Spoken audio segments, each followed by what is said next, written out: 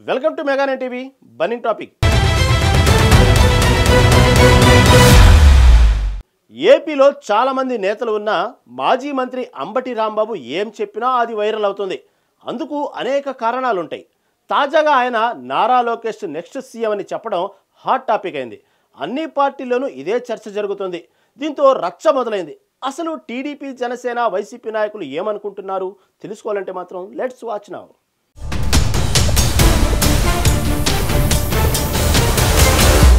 ప్రస్తుతం ఏపీలో అసెంబ్లీ సమావేశాలు వాడివేడిగా జరుగుతున్నాయి. ఒకవైపు ఏపీలో కూటమి ప్రభుత్వం చేస్తున్న డెవలప్మెంట్ పనుల గురించి చర్చిస్తోంది.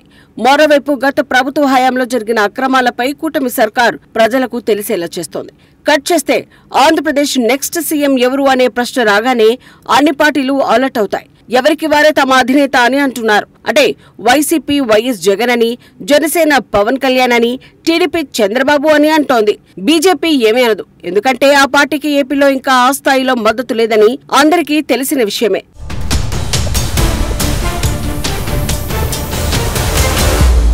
ఆంధ్రప్రదేశ్ అసెంబ్లీ సమావేశాల సందర్భంగా సభలో జరిగిన ఘటన సంచలనంగా మారింది. సినిమా ఇండస్ట్రీకి సంబంధించి అసెంబ్లీలో జరిగిన చర్చ అధికార విపక్షాల మధ్య తీవ్ర మాటల యుద్ధానికి దారితీస్తోంది.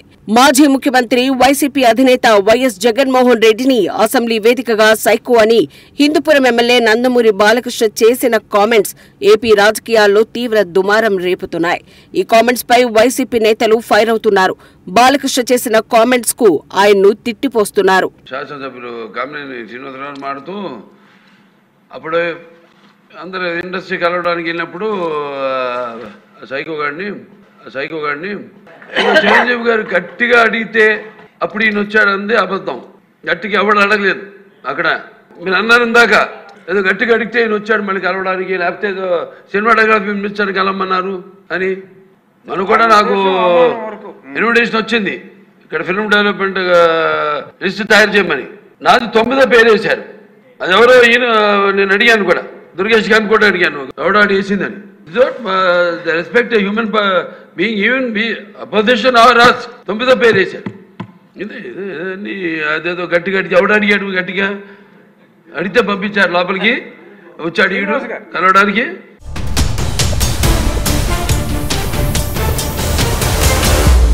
టీడీపీ ఎమ్మెల్యే బాలకృష్ణ కామెంట్స్ కి కౌంటర్ గా మాజీ మంత్రి అంబటి రాంబాబు హాట్ కామెంట్స్ చేశారు.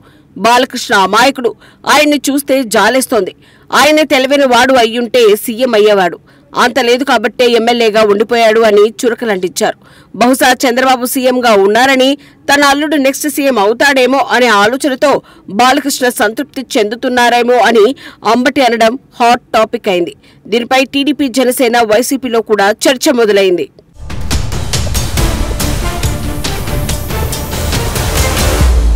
శ్రీనివాస్ గారు మాట్లాడంగానే సభలో ఉన్నటువంటి ఒక ప్రముఖ సినిమా నటుడు బాలకృష్ణ గారు, శాసనసభ్యులు కూడా, ఆయన రియాక్షన్ మనం ఇక్కడ గమనించాలి.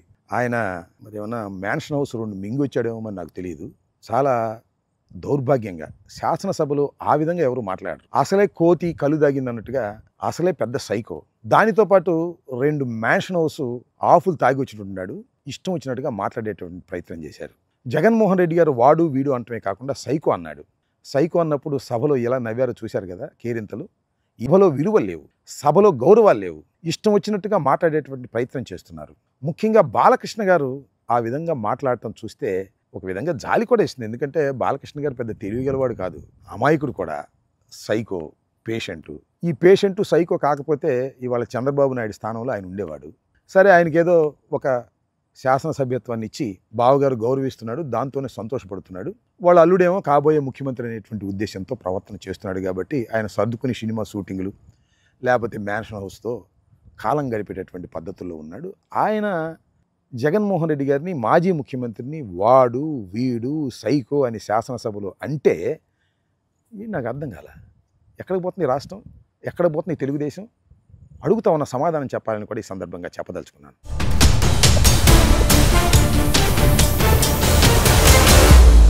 అయితే అంబటి ఇలా అనడం వైసీపీని ఆశ్చర్యపరిచింది. ఎందుకంటే నెక్స్ట్ ఎన్నికల్లో తాము అధికారంలోకి వస్తామని జగన్ చెప్తున్నారు. అలాంటిది అంబటి నెక్స్ట్ నారా లోకేష్ సీఎం అవుతాడని అంటే వైసీపీకి అది ఇబ్బందికరమే. ఆయన అన్న కామెంట్స్ ఏదైనా కావచ్చు, కానీ ఆ మాట వైసీపీకి సమస్యగా మారిందని చెప్పుకుంటున్నారు.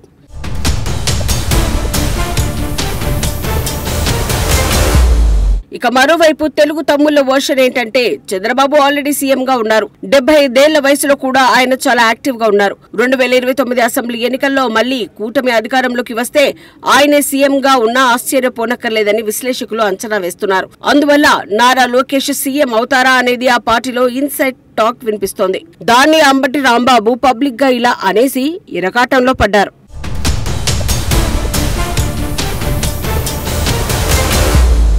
ఇక జనసేన నుంచి already Pawan Kalyan deputy CM గా ఉన్నారు. ఇక నెక్స్ట్ సీఎం అయ్యేది పవన్ కళ్యాణే అని జన సైనికులు ఆశిస్తున్నారు. వచ్చే ఎన్నికల్లో మళ్లీ కూటమి అధికారంలోకి వస్తే అప్పుడు చంద్రబాబు లేదా పవన్ కళ్యాణ్ సీఎం అయ్యే ఛాన్స్ ఉంటుందని టాక్. కానీ పవన్ కళ్యాణ్ ఏనాడు అలాంటి దృష్టితో లేరు. సీఎం పీఠంపై ఆయన కన్ను వేయట్లేదు. రాష్ట్ర అభివృద్ధే ఆయన ప్రధాన ఉద్దేశమని తరచూ చెబుతూ ఉంటారు. మరో 15 ఏళ్లు కూటమి అధికారంలో ఉండాలి అని కోరుకునే వ్యక్తి ఆయన.